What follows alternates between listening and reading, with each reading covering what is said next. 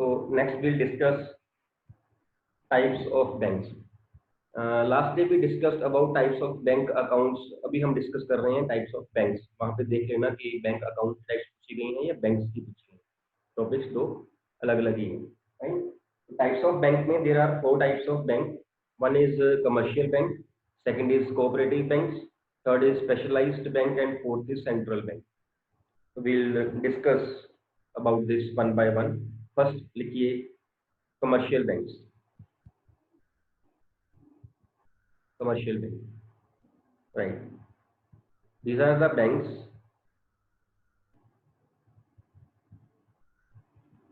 which are regulated by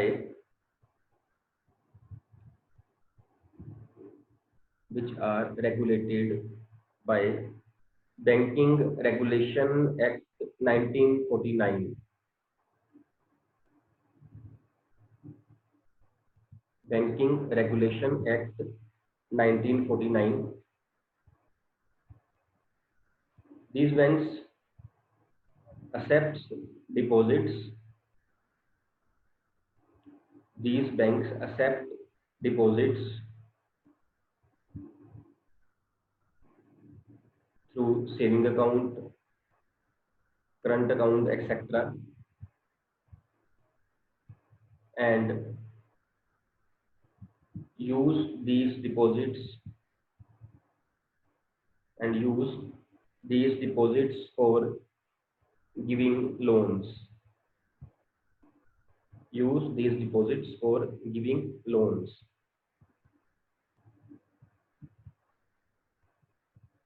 These banks provide many other services also.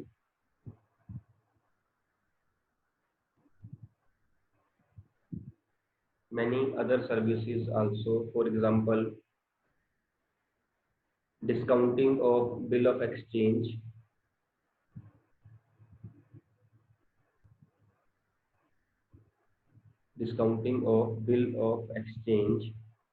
collection of checks,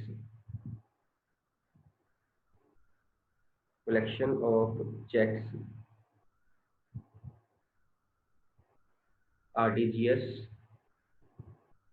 NEFT, etc. RTGS, NEFT, etc. जो हम अभी बात करके हटे. Mean जब हम बैंक की बात करते हैं ना, जो हमने मीनिंग किया है बैंक का, जो हमने उस दिन स्टार्ट किया था, आज भी वही चल रहा है. वो कमर्शियल बैंक का ही मीनिंग है एक्चुअली में. जब हम सिंपल बैंक की बात करते हैं वो कमर्शियल बैंक ही है कि जो डिपॉजिट भी एक्सेप्ट कर रहा है, सारे फंक्शंस कर रहा है बैंकिंग के, लोन भी दे रहा है, ओवरड्राफ्ट फैसिलिटी भी दे रहा है, सारे तरह के अकाउंट्स भी खोल रहा है, फिर बिल डिस्काउंट भी कर रहा है, वो फिर वो फंड्स भी ट्रांसफर कर रहा है, मैन्युअली भी कर रहा है, इलेक्ट्रॉनिकली भी सारा काम कर रहा है. वो जो बैंक है वो कमर्शियल बैंक ही है, उसी की बात हो रही है बैंक में. It has further 2 types.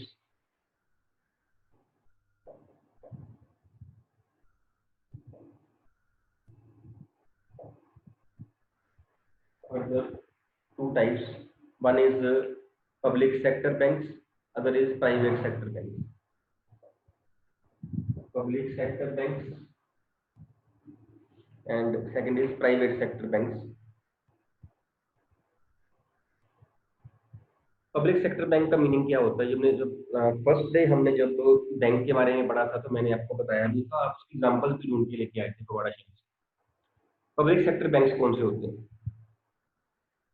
जिनका मोटिव सिर्फ सोसाइटी का वेलफेयर होता है एंड सेकेंडरी मोटिव होता है प्रॉफिट. हाँ जी, owned by the banks which are owned by the government. These are the banks which are mainly owned by the government. इसकी एग्जांपल्स हमने उससे डिस्कस की थी. फगवाड़ा की जगह SBI, RBI. हाँ जी, state bank of India, yes, SBI और PNB. हाँ जी, bank of Baroda, yes, Punjab national bank, Punjab national bank, ठीक है, फाइन. इंडियन ओवरसीज बैंक, बिल्कुल ठीक है. तो सारे हमने बैंक्स की मीनिंग जो एग्जांपल जो थी उसमें लिखी थी हमने. सेकंड है private sector bank. Private sector banks are those banks which are owned, managed and controlled by private individuals. है है ना, गवर्नमेंट ही वहाँ पे ओन करती है, वहाँ प्राइवेट इंडिविजुअल जो है वो ओन करते हैं उसको, वही उसको मैनेज करते हैं। For example HDFC, Allahabad axis, bank, नहीं, इलाहाबाद, IDBI बैंक, एक सेकंड, इलाहाबाद बैंक जो है that is nationalised bank, mean public sector bank, है ना। एचडीएफसी बैंक ठीक है आपका, एक्सिस बैंक, यस बैंक, ये सारे bank, Kotak Mahindra example, ICICI, ICICI example लीजिए, fine. Second is, main type is cooperative banks, cooperative banks लिखिए, these are the banks which are governed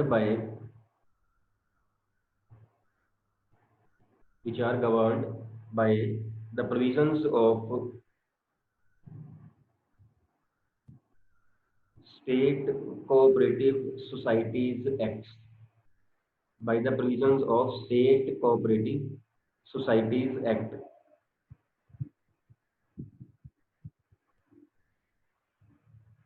Their purpose is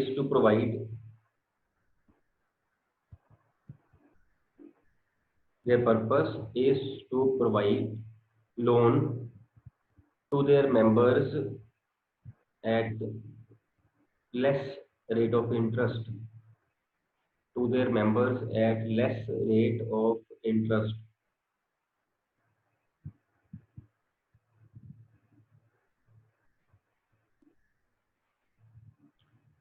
These types of banks work for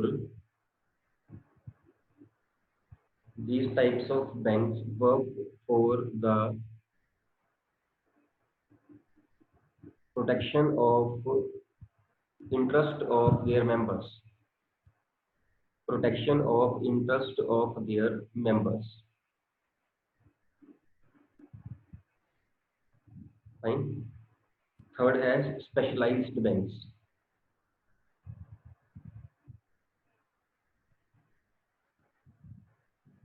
Specialized banks. लिखिए, these banks are created for a special purpose.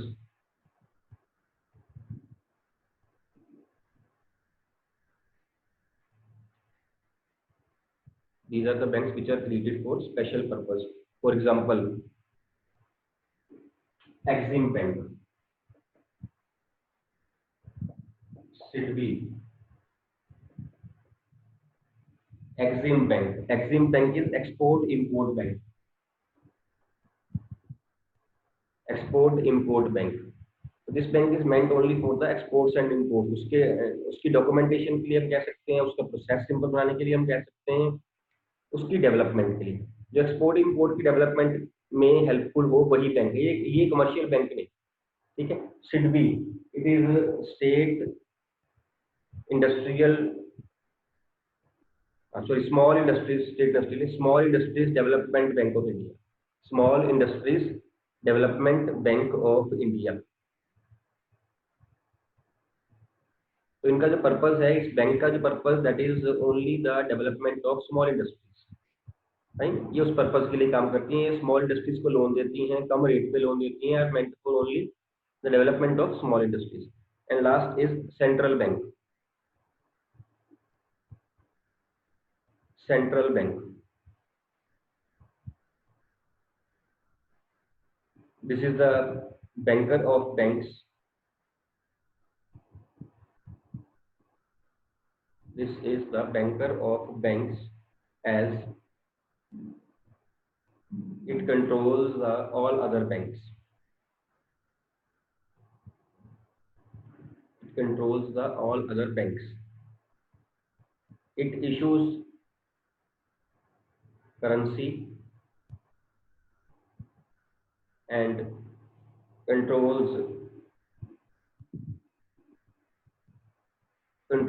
money supply in the economy, and controls money supply in the economy. India का central bank कौन सा है? Banker of the bank, Reserve Bank of RBI, RBI. Reserve Bank of India. RBI it is reserve bank of India. ये bankers का bank है। जैसे हमें पैसे चाहिए हो हम बैंक के पास जाते हैं, जब बैंक को चाहिए हो तो वो अपने बैंक के पास जाते हैं जो कि आरबीआई। ठीक है, बैंक आरबीआई जो है वो सारे बैंकिंग सिस्टम को रेगुलेट करता है। सारे बैंक के लिए वो कोड ऑफ कंडक्ट जो है वो रूल रेगुलेशन जो है वो फ्रेम करता है, एंड मेक्स इट श्योर कि जो बैंक्स हैं उसको रूल्स रेगुलेशंस को कोड ऑफ कंडक्ट को फॉलो भी करते हैं। So RBI is the chief central bank of India we can say. हमने यहाँ पे सेंट्रल बैंक ऑफ इंडिया नहीं लिख देना। सेंट्रल बैंक ऑफ इंडिया एक और भी बैंक है, पता है आपको? एक बैंक का नाम भी है सेंट्रल बैंक ऑफ इंडिया, पता है कहाँ पे है? फगवाड़ा में। Central bank of India Phagwara में कहाँ पे है?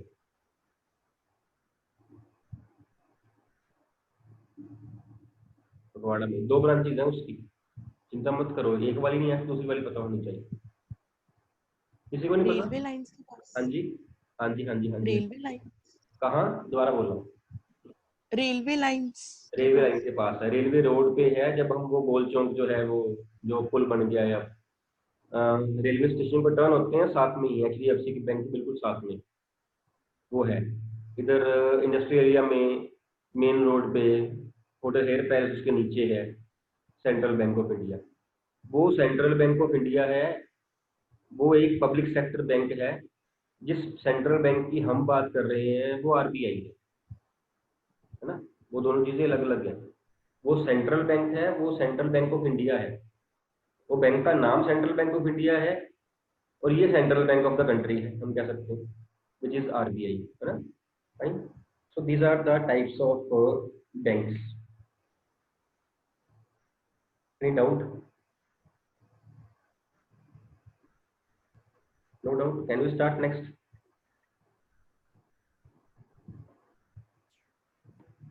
Next business services insurance. हमने एक बिजनेस सर्विस कर ली है, that is banking. Second business services insurance. लिखिए इसके बारे में पहले, इसके बाद में डिस्कस करते हैं। देखिए, इंश्योरेंस इज एन एग्रीमेंट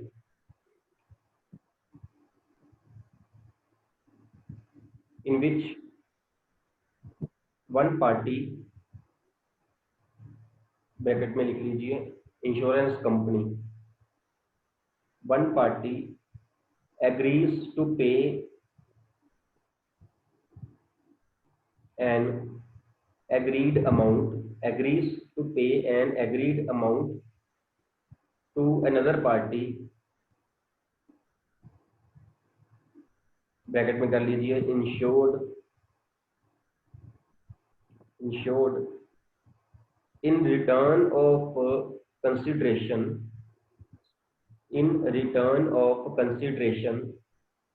इसकी ब्रैकेट में कर लीजिए insurance premium, to make good for a loss, damage or injury to something, to make good for a loss, damage or injury to something in which the insured has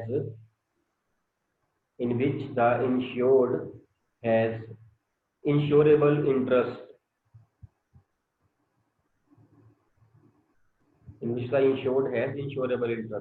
definition meaning सभी ने लिख लिया है because यहाँ पे terms कई नहीं है आपके लिए, हमें एक्सप्लेन करनी है अभी, but make it sure before this आपने लिखा हो मीनिंग उसका। Should I proceed further? यहाँ पे जो टर्म्स हमने करी है कि इंश्योरेंस जो एक एग्रीमेंट है बिटवीन टू पार्टीज कौन सी है? एक है इंश्योरेंस कंपनी और एक है इंश्योर्ड। इंश्योरेंस कंपनी को इंश्योरर भी बोल देते हैं, इंश्योरर एक ही बात है। It is an agreement between two parties, insurer and insured. क्यों एग्रीमेंट किस चीज का है? कि उसको इंश्योर्ड की जिस चीज का इंश्योरेंस हुई है, चाहे वो प्रॉपर्टी हो, चाहे वो उसकी हेल्थ हो, चाहे वो उसकी लाइफ हो, अगर लॉस हो जाए, सपोज मेरी प्रॉपर्टी है, मैंने प्रॉपर्टी की इंश्योरेंस करवा ली, अगर मेरी प्रॉपर्टी को लॉस हो जाए तो जो इंश्योरेंस कंपनी है वो पैसे पे करेगी, मैं नहीं पे करूंगा। सपोज मेरी कार है, मैंने कार की अपनी इंश्योरेंस करवा ली, अब कार कल को डैमेज हो जाती है सपोज, तो उस पे जो खर्चा आएगा वो खर्चा मेरा नहीं है, वो खर्चा भी इंश्योरेंस कंपनी का। तो लिखा है ना, to make good for a loss, damage और injury to something. Something here means subject matter जिसकी इंश्योरेंस करवाएंगे। कार या फिर car, it can be a car, it can be a house, it can be life of the person, it can be anything, है ना। ठीक, तो दोनों company आपस में इंश्योरेंस एग्रीमेंट कर लेती हैं। इंश्योरर ये कहता है, इंश्योरेंस कंपनी ये कहती है कि मैं आपको पेमेंट करूंगी अगर आपका लॉस हो जाता है, in return of a consideration. लिखा है उसने कंसिडरेशन वर्ड कहीं यूज किया, सेकंड थर्ड लाइन में नहीं आया होगा। In return of a consideration that is insurance premium, means insured party जो है वो छोटी सी नॉमिनल सी अमाउंट जो है वो इंश्योरेंस कंपनी को देगी, nominal as compare to the value of the subject matter. Nominal, otherwise nominal नहीं है, अदरवाइज नहीं नॉमिनल है। अगर आप कार की वैल्यू 10 लाख रुपया है तो इंश्योरेंस जो है वो 2-4 रुपए की नहीं होगी। इंश्योरेंस जो है वो 20-25-30 हजार की होगी, आराम से 30 हजार की होगी, है ना। लेकिन अगर हम उसकी वैल्यू की बात करें फिर वो नॉमिनल है। एक नॉमिनल की वैल्यू आप मेरे को दोगे, इंश्योरेंस कंपनी बोलेगी, और अगर उसके बाद उसमें लॉस होता है तो इंश्योरेंस कंपनी जो है वो कंपनसेट करेगी loss. There is no need to pay anything by the insured party. Insured party नहीं पे कर रही है उस केस में, ठीक है, समझ आ गई। सो टर्म्स क्या है, एक है term insurer, that is insurance company, the party who is doing the insurance, who is promising to compensate the other party, insurance company. Second party is insured party. Insured party means whose interest is being protected, whose loss is being compensated. Fine. Third is subject matter, जिसकी insurance होनी है वो। Then fourth is consideration, insurance premium की जो insured party insurance company को पे करेगी वो, ठीक। और एक टर्म और होती है that is insurance policy. Insurance policy जो एक डॉक्यूमेंट है जिसमें सारी टर्म्स एंड कंडीशंस जो हैं इंश्योरेंस की लिखी रहती है। वो एक डॉक्यूमेंट है, वो हमारा कॉन्ट्रैक्ट है। जो उसमें लिखा होगा वही वैलिड है, जो उसमें नहीं लिखा हुआ वो नहीं वैलिड रहेगा।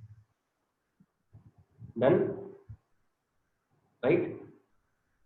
सो ये टर्म्स थी और ये इंश्योरेंस जो है एक एग्रीमेंट है। इसमें हम आज डिस्कस करेंगे principles of insurance. Principles of insurance,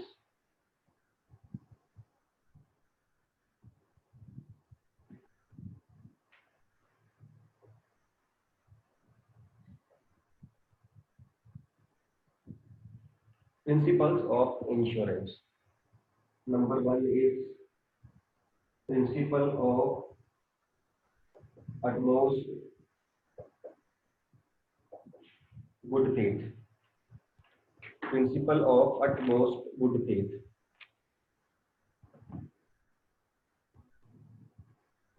इस प्रिंसिपल का, ये प्रिंसिपल जो है ना, इसके ऊपर इंश्योरेंस के एग्रीमेंट जो है वो बेस्ड है। अगर ये प्रिंसिपल्स ना हो या इन प्रिंसिपल्स को फॉलो ना किया जाए तो इंश्योरेंस एग्रीमेंट जो है वैलिड नहीं है। मीन्स कोई प्रिंसिपल भी जो है वो वी कांट से कि हमने ये प्रिंसिपल जो है फॉलो नहीं करना है। दोनों पार्टीज, सिर्फ इंश्योरेंस कंपनी नहीं, insured party also. Fine.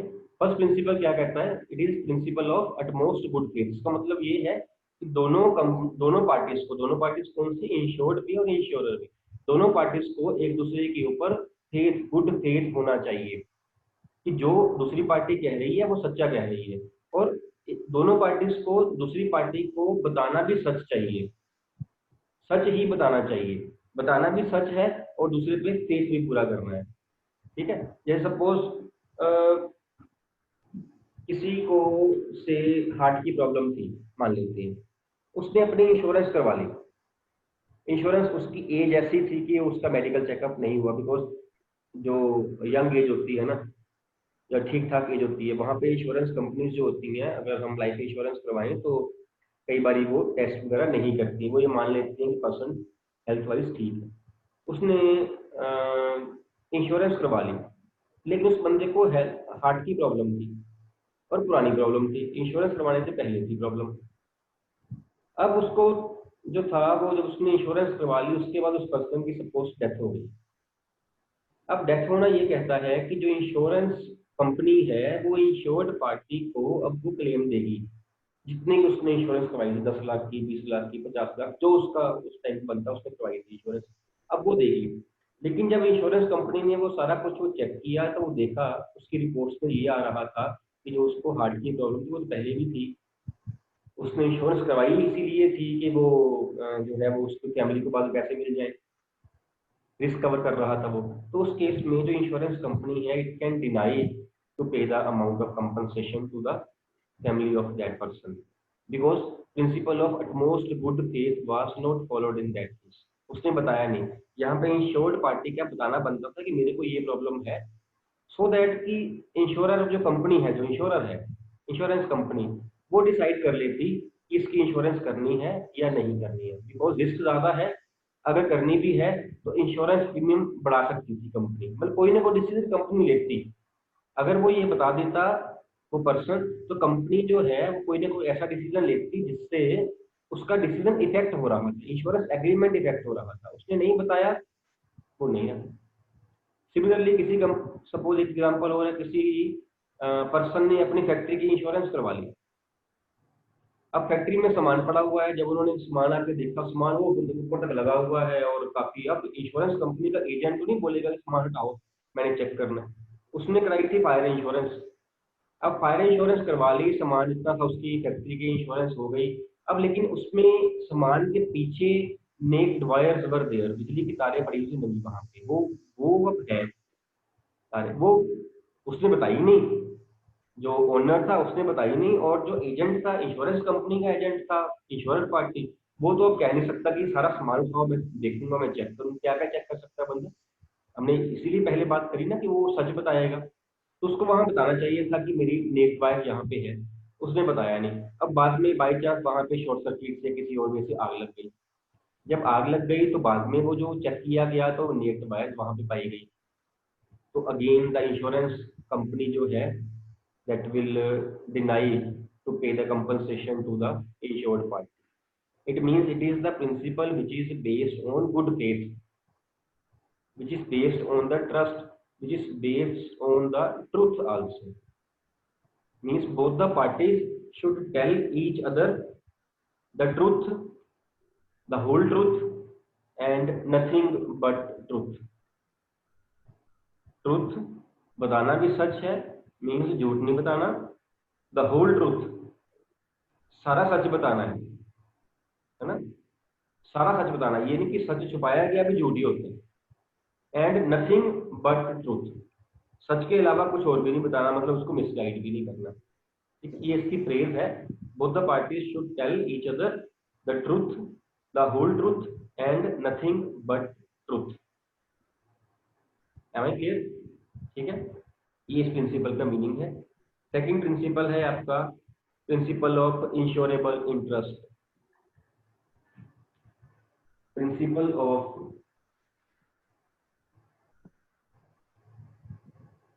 Insurable interest.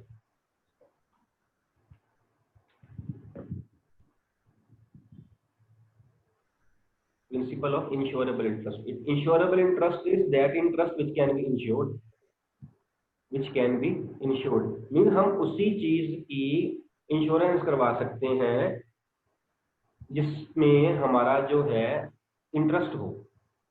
Means उस चीज को कोई नुकसान हो जाए तो हमें फर्क पड़ रहा है, चाहे फाइनेंशियली पड़ रहा हो, इकोनॉमिकली, चाहे वो मतलब पर्सनली पड़ रहा हो, चाहे इमोशनली पड़ रहा हो, जिसने इंश्योरेंस करवाई है उसको फर्क पड़ रहा है। सपोज मेरी कार की मैं इंश्योरेंस करवा लेता हूँ, इट मीन्स कि अगर मेरी कार को कुछ हो जाए तो मेरे को फर्क पड़ रहा है ना, मेरी कार डैमेज हो जाए तो मेरे को करवाना पड़ेगा ना उसका, तो मैं इसके लिए इंश्योरेंस करवा सकता हूँ, मैं करवा सकता हूँ बिकॉज मेरा वहां पे इंटरेस्ट है। एक पेरेंट्स जो है अपने बच्चे के लिए इंश्योरेंस करवा सकते हैं, उनका इंटरेस्ट है वहां पे, that interest can be insured. बच्चे जो है पेरेंट्स का जो है वो करवा सकते हैं, इंश्योरेंस करवा सकते हैं, तो उनका इंटरेस्ट है and that can be insured.